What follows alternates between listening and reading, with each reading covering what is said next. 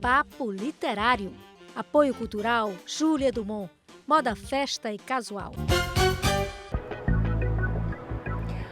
Olá, está começando o Papo Literário, edição especial de Natal, que hoje está sendo apresentado aqui do Shopping Rio Mar Fortaleza, que está com uma bela decoração natalina, só esperando vocês que estão assistindo a gente virem aqui visitar todo esse espaço. Mas veja o que preparamos para você nesta edição.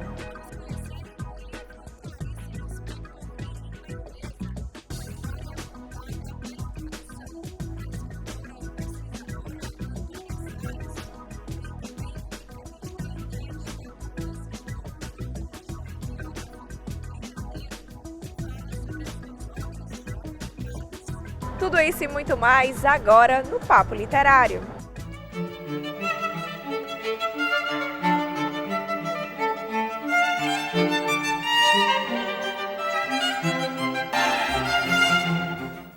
E na decoração natalina do Shopping Rio Mar Fortaleza tem uma roda gigante, onde os visitantes podem fazer um passeio mágico nessa época natalina. Mas olha só, a gente começa o Papo Literário de hoje falando sobre Clarice Lispector. É porque no último dia 9 de dezembro foi lançado o livro Clarice Lispector em língua inglesa, uma história contada pela tradução da escritora e pesquisadora Antônia Salles.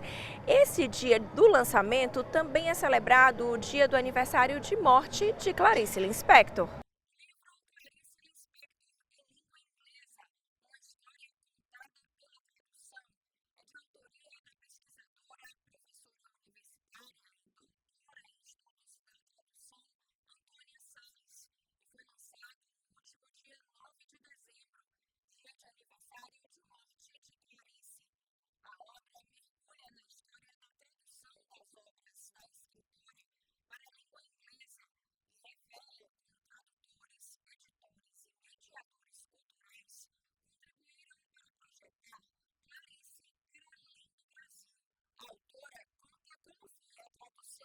É fruto da minha pesquisa de doutorado, feito na Universidade Federal de Santa Catarina.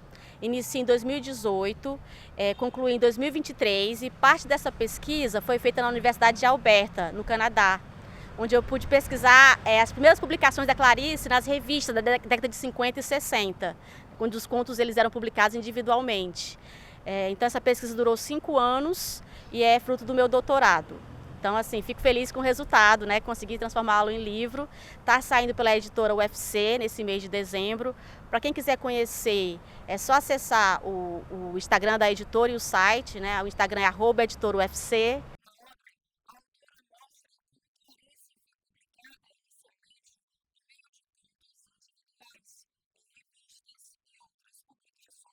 Eu vou tratar do percurso dela na língua inglesa, então tem ali a década de 60 e 70 na Inglaterra, 60 e 70, Inglaterra e Estados Unidos publicando, mas sem muita vendagem. E aí a partir da década de 2009, ali 2010, a partir dessa década nós temos aí um renascimento, onde surge uma nova Clarice, com uma nova forma de vendê-la, de divulgar a sua obra, com novos tradutores, novas editoras trabalhando.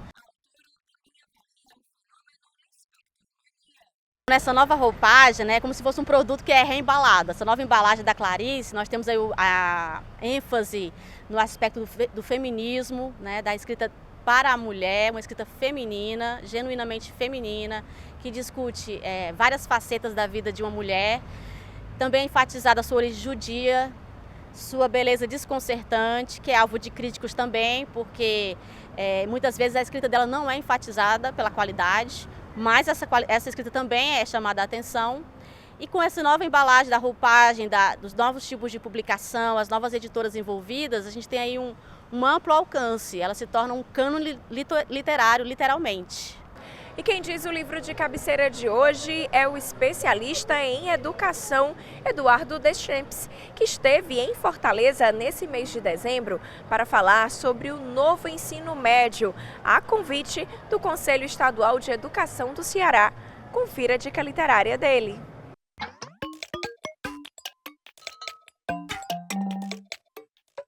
São muitos livros, né? Eu gosto muito de ler, mas eu vou indicar um para esses tempos corridos que a gente tem hoje, né? Muita gente reclama que a gente está na correria o tempo todo, muita coisa para fazer. Tem um livro chamado Devagar, de um autor chamado Cal Honoré, que ele trata um pouquinho disso. Como é que a gente pode fazer as coisas de maneira um pouco mais devagar, refletindo um pouquinho mais e tendo muito prazer com isso, nessa sociedade tão rápida que a gente tem hoje, né?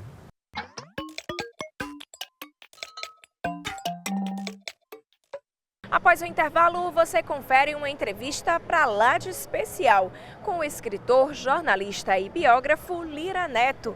É daqui a pouco. Papo Literário. Apoio Cultural Júlia Dumont. Moda, festa e casual. Papo Literário. Apoio Cultural Júlia Dumont. Moda, festa e casual.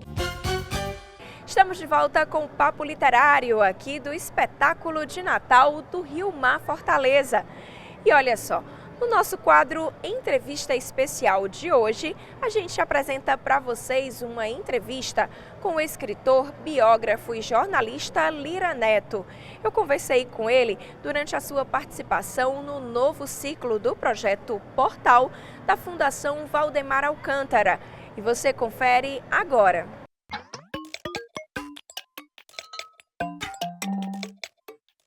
E eu já estou aqui com Lira Neto, ele que é escritor, biógrafo, escreveu também muitas histórias de pessoas que marcaram a nossa história de vida, né? Um pouquinho não só do Ceará, mas também do Brasil.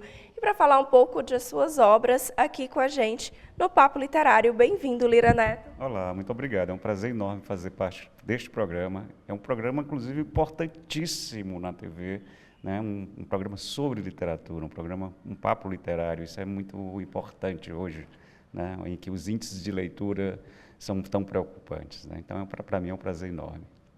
Lira, então eu vou pedir para você começar explicando para a gente como é que você começou aí a escrever biografias, né? Contar um pouco da história dessas pessoas que fizeram parte aí do dia a dia, do cotidiano, e foram importantes não só para a política, para a educação do nosso país. Na verdade, foi muito tudo por acaso. Na minha vida, a minha vida é regida pelo acaso, né? Eu deixo que a vida, eu sou devoto de Zeca Pagodinho, deixo a vida me levar. Então, eu até perto de 30 anos, eu não tinha a mínima ideia que ia ser jornalista, eu não tinha a mínima ideia do que eu ia fazer da vida. Eu tinha abandonado 2 faculdades, eu tinha sido técnico de raio-x, eu tinha sido balconista numa loja de peças de motocicleta, quanta coisa. Eu fui topógrafo profissional, estudei 4 anos de topografia na antiga escola técnica. Estudei 4 anos e trabalhei 2 dias como topógrafo. Então, assim, minha vida era muito errática, até o momento em que eu comecei a trabalhar num jornal, no Diário do Nordeste, pela revisão. Eu dava aula em colégios da periferia de Fortaleza, do subúrbio, e aí tinha essa vaga da revisão e eu fui para o jornal. Quando eu entrei no jornal, já perto de 30 anos, eu disse, é isso que eu quero ser jornalista. Aí fui fazer vestibular mais uma vez, já trintão, né? Passei no vestibular e no segundo semestre eu saí da revisão e fui para a redação. E passei 10 anos como jornalista, mas também o jornalismo, por mais que ele me encante, por mais que ele tenha sido a minha paixão tardia, ele me deixava uma certa sensação de incompletude, de inquietação. Porque a própria lógica, você é jornalista, sabe disso, né? A própria lógica da produção da notícia, da produção da informação é muito maluca, né? E aí eu achei que eu podia continuar sendo jornalista, continuar sendo repórter como eu sou, mas em vez de passar uma tarde fazendo uma pauta, eu poder me entregar durante anos a uma história. Em vez de escrever 20 linhas, 30 linhas, poder escrever centenas de páginas sobre ela. Então, foi aí que eu resolvi fazer meu primeiro livro, que chama O Poder e a Peste, é um livro que foi lançado em 99, que é a vida de Rodolfo Teófilo, ou seja, já comecei pela biografia, né? E aí, falando dessa biografia, né, às vezes você diz assim, essa biografia não foi assim como eu gostaria que ficasse. Claro que com o passar do tempo, com o passar dos anos, a gente vai aperfeiçoando ainda mais a escrita. Mas ela foi o pontapé inicial. É um livro muito importante, é um livro definidor da minha carreira. Foi ali que eu resolvi, de fato, me dedicar ao relato biográfico, porque a biografia, para mim, ela junta duas grandes paixões minhas, né? Que é a história, né? Adoro história, sempre gostei de história, né? E a narrativa, né? Ou seja, eu sou um estudioso da narrativa, o meu mestrado, meu doutorado, tudo foi em torno da narrativa, né? Ou seja, por isso que eu fui fazer semiótica, entender um pouco como é que se constrói as narrativas. Então, a biografia me possibilitou isso. O Poder e a Peste é um livro, como eu disse, muito importante, é um livro que recuperou um personagem importantíssimo da história brasileira, né, que é Rodolfo Teófilo, um pioneiro da saúde pública no Brasil, um cientista com todas as suas ambiguidades, contradições típicas do homem da ciência do século XIX. Mas é meu primeiro livro, né? Então, como todo primeiro livro, ele peca ainda por uma certa imperfeição, né? Então, é por isso que eu nunca permiti que esse livro fosse reeditado, né? Um livro que foi lançado em 99, nunca foi reeditado, as pessoas me cobram e tal. Mas eu disse, não, só um dia que eu puder voltar a pesquisar sobre Rodolfo Teófilo e fazer um outro livro para suprir o que eu acho aqueles defeitos típicos da imaturidade, né? Então, tantos tempos depois, eu olho para o Poder e a Peste e digo, eu não quero mais escrever desse jeito. Teria um problema se um livro lançado em 99, hoje nós estamos em 2025, eu achasse que ainda é um livro que se sustenta. Não, eu evoluí, a minha compreensão, inclusive, do próprio fazer biográfico evoluiu. É um livro que tem ali deficiências não só de pesquisa, lacunas de investigação, mas também é um texto que eu ainda estava buscando o meu estilo, ainda estava buscando a minha voz, né? Então, é isso, eu adoro Rodolfo Teófilo, adoro o Poder e a Peste, mas ele jamais será republicado. Nem que seja para falar sobre a varíola ou algum outro assunto que esteja relacionado à história dele? Porque, inclusive, a história de Rodolfo ficou muito atual, né? Nessa onda antivacina, desses negacionismos e tudo mais. Eu acabei fazendo, na época da pandemia, eu escrevi um livro, saiu por uma pequena editora, né, lá de São Paulo, que chama A Vacina Sem Revolta, que é um pouco essa revisita minha ao universo de Rodolfo, né, mas escrito já numa outra linguagem, com a pesquisa mais sólida, tá? Mas, como foi por uma pequena editora, acabou sendo um livro que virou também raridade, né? Então, meus 2 livros sobre Rodolfo Teófilo são 2 raridades bibliográficas, né? Mas aí depois vieram outras biografias, né? Essas mais aprofundadas, com outras experiências e também conversando com familiares das pessoas que foram biografadas. Depois que eu lancei o Rodolfo, eu ainda morava em Fortaleza, quando eu lancei o Rodolfo Teófilo, o Poder e a Peste, foi que eu resolvi arriscar tudo. Eu queimei meus navios, destruí as pontes e fui embora do Ceará, fui embora de Fortaleza, fui embora em São Paulo, passei 25 anos em São Paulo, arriscando exatamente essa tentativa de uma carreira de escritor profissional. Eu queria me profissionalizar como escritor, eu não queria ser um escritor diletante, eu queria viver de escrever, né? Então, eu comecei a pensar em outros personagens que sempre me impressionaram, me fascinaram, para o bem e para o mal, né? São personagens todos muito controvertidos, né? Logo depois do Rodolfo Teófilo, eu lancei a biografia do Castelo Branco, Castelo, a Marcha para a Ditadura, é sobre o primeiro presidente pós o golpe civil-militar de 64, um personagem muito controvertido, mas eu queria analisar a história a partir da posição do vilão, ou seja, do ditador, né? Então, esse livro foi lançado já em São Paulo, depois vieram muitas biografias, depois do José de Alencar, depois do Castelo veio a biografia de José de Alencar, O Inimigo do Rei. Foi quando eu ganhei meu primeiro jabuti, foi um marco na minha carreira, a partir daí minha carreira decolou, né? E depois vieram muitos outros, né? Vieram, depois do José de Alencar, veio a Maísa, que também teve uma projeção, né, muito grande, depois Padre Cícero, que aí já a minha carreira ganhou uma outra dimensão, e depois de Padre Cícero, Getúlio Vargas, em 3 volumes. E aí eu disse, é isso mesmo que eu tenho que fazer, é isso que eu sei fazer, é isso que eu gosto de fazer, e é disso que eu sobrevivo. Então, assim, há 20 anos eu vivo daquilo que eu escrevo, né? Eu vivo de outras atividades relacionadas ao ato de escrever, dar cursos, dar palestras, né, e a eventos, mas hoje eu diria para você que é a única coisa que eu sei fazer na vida bem feita. Então, assim, é por isso que no resto eu sou um desastre. Então, eu Eu acho que encontrei meu caminho. E essa coisa de falar com familiares, numa biografia, você fala com muita gente, você fala com muitas pessoas, com familiares, com parentes, com inimigos, com adversários, com desafetos. Porque você precisa, ao biografar alguém, você tem que dar todas as faces deste personagem. A biografia não é para homenagear ninguém, não faço homenagem. Eu não faço biografia autorizada. A biografia, todas as qualidades, mas também todos os defeitos do personagem estão presentes. Todas as virtudes, mas também todos os vícios desse personagem estão presentes. É por isso que eu digo que a biografia é um gênero essencialmente transgressor, transgressivo, porque a biografia não é a geografia. O que é a geografia? A geografia é a biografia de santo.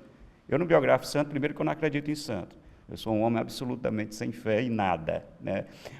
Raquel de Queiroz tinha uma frase linda, minha querida amiga Raquel de Queiroz, a mais doce das reacionárias. A Raquel tinha uma frase que dizia: Deus não me deu o sentimento da fé. Eu acho isso de uma profundidade, né? Ou seja, ao mesmo tempo que elabora a possibilidade da existência de uma divindade, ela diz: eu não fui tocada por essa divindade. Então, eu estou muito perto do que Raquel pensava, e é por isso que para mim foi tão desafiador biografar Padre Cícero, né? Porque aí eu estava trabalhando com a dimensão da fé, né? E algo da qual eu sou desprovido. E minha mãe dizia assim: não se preocupe não, você não acredita nele, mas ele acredita em você.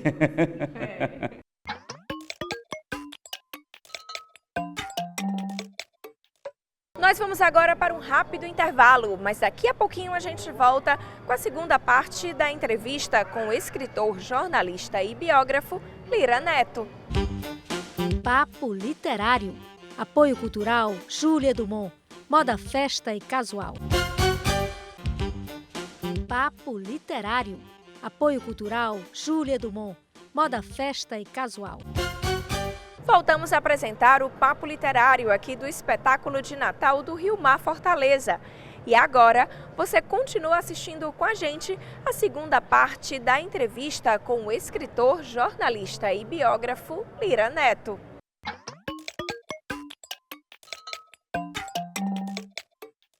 Na verdade, aí eu falei da minha mãe, eu me lembro que quando eu era criança, né, minha mãe fazia as minhas redações do colégio, porque minha mãe escrevia muito bem. Minha mãe nunca publicou uma linha, mas ela talvez seja a escritora mais perfeita que eu já conheci na vida, né? Ela escrevia muito bem, o pai dela escrevia muito bem, então tem uma certa genética. E uma coisa que minha mãe, isso em todos os meus lançamentos, eu lembro dela por quê? Porque foi ela que olhou para aquele menino magrela, aquele branquelo, magricela, de óculos, né? E que o maior divertimento quando criança era levar um livro acima do pé de siriguela, né? E ficar lendo livros enquanto comia siriguela, ou então deitado de barriga para o chão do alpendre da nossa casa, lá em Caucaia. Era uma casa muito simples, mas tinha um alpendre muito grande.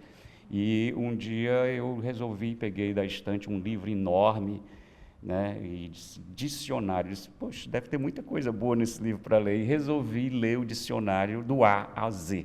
E aí eu tinha minha coleção de tampinhas de refrigerante, de bola de gude, de bila, né, como nós chamamos aqui no Ceará, mas eu também tinha minha coleção de palavras. Eu tinha um caderninho onde eu pegava as palavras do dicionário, anotava para criar a minha coleção de palavras. Aquelas palavras que me encantavam, ou pela sonoridade, ou pelo significado, pelo sentido dela, alguma coisa que aquela palavra tinha que me encantava. E minha mãe percebeu isso, e ela era uma pequena funcionária pública do IAPC, Instituto de Aposentadoria, alguma coisa que depois seria incorporada ao INSS. E ela, todos os dias, trazia alguma coisa para eu ler. Ela do trabalho, fosse uma revista em quadrinhos, fosse um livro, fosse o que fosse um jornal, né? Então, eu fui uma criança que cresceu entre livros, jornais, a palavra sempre esteve na minha convivência cotidiana, né? E eu devo isso à dona Daci, né? A minha mãe, que fazia as minhas redações, e eu, pequenininho, eu dizia: um dia eu quero escrever tão bem quanto essa mulher, né? E ela foi a minha primeira mestra, foi o primeiro exemplo que eu tinha. E tem uma coisa ótima, que ela me levava no centro de Fortaleza, na rua Floriano Peixoto, onde tinha uma livraria chamada Livraria Renascença. E aí ela me levava, me mostrava ali os livros e tinha uma mesa, sempre nessa mesa, muitos senhores, assim, todos eles conversando, tomando café, e ela dizia, aquela é a mesa dos escritores. E ela falava isso com uma solenidade, com assim, uma coisa, uma admiração, né? Então, a presença dela é muito forte. Eu sou um edipiano, confesso, assumido, né? Meu complexo de Édipo é enorme, porque minha mãe, né, foi exatamente quem me introduziu no mundo da palavra, né, no mundo das letras. Perfeito. E aí, além de falar sobre a escrita, né, você estava dizendo para a gente que também se dedica a ensinar, né, dar cursos. Eu gosto muito de dar aula, né? Só tem uma coisa que eu gosto mais de fazer do que escrever, que é dar aula. Adoro dar aula. Eu fui professor na juventude e eu comecei a dar cursos de escrita biográfica. E eu lancei esse livro, A Arte da Biografia, Como Escrever Histórias de Vida, que é um pouco, ele foi produzido a partir das minhas notas de aula.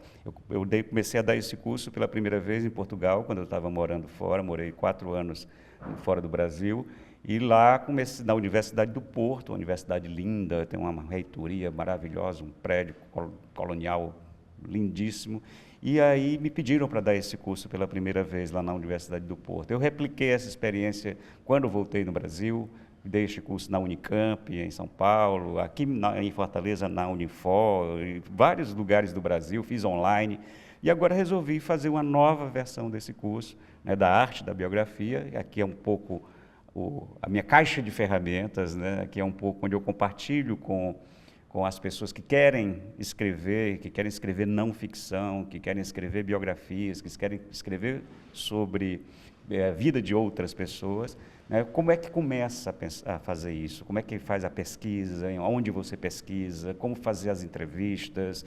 Porque é uma diferença da entrevista jornalística e a entrevista por uma biografia, né? Então, como é que você vai aos arquivos? Então, a primeira parte do livro, portanto, a primeira parte do curso é um pouco isso, né? Ou seja, como fazer a pesquisa. E a segunda parte é como transformar essa pesquisa em um texto que capture o leitor, que o leitor não consiga largar teu livro, sabe? Essa...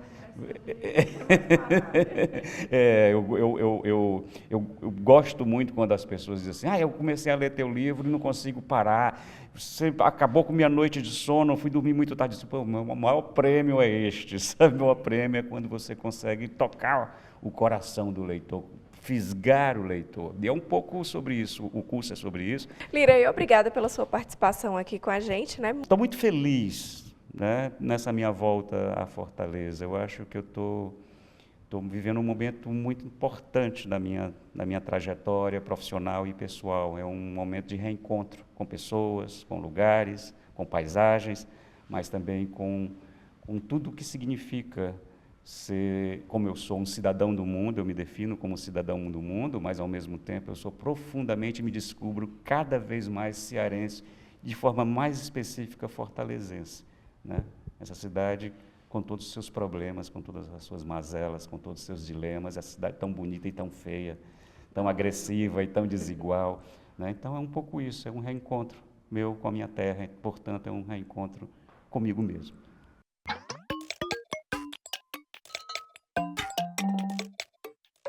Quantas histórias fantásticas, hein? E o Papo Literário de hoje vai ficando por aqui, mas a gente tem um convite para você. É que dá tempo visitar ainda neste ano a decoração natalina do Rio Mar Fortaleza, que tem como tema um espetáculo de Natal. Aqui você pode fazer um passeio na roda gigante, tem as xícaras giratórias bem divertidas e os gifs animados com fotos para você recordar. E a gente deseja, claro, um Feliz Natal e um Ano Novo próspero, cheio de amor, saúde, paz e muitas realizações para o ano que inicia em 2026. Mas antes, tem também uma mensagem natalina para lá de especial com o Papai Noel aqui do Rio Mar, que tem uma versão diferenciada, o azul, que atende crianças neurodivergentes. O atendimento dele acontece nas quartas e nos domingos, das 8 da manhã até as 11 horas. E vocês, claro, estão todos convidados. E a gente se vê na próxima edição. Que as pessoas possam ter mais alegria no coração, ter amor, ter esperança, né? E principalmente muita saúde. E que as crianças hoje consigam realizar todos os sonhos que têm em seu coração, em sua mente, e que sejam felizes e que o mundo esteja muita paz, né? Porque hoje esse mundo de guerra aí hoje né? Atrapalha muito. Então eu acho que as crianças hoje elas têm que evoluir, têm que estudar mais, ser mais obediente, né? E é isso aí, eu acho que hoje a criança precisa de amor no coração, de muita paz, muita família unida, porque o alicerce né, de casa é a família, né? Então as crianças tendo educação em casa, elas vão ter educação em qualquer lugar do mundo. E eu desejo isso, um Feliz Natal, um Feliz Ano Novo, que o ano 2026 seja cheio de realizações e de muitas felicidades.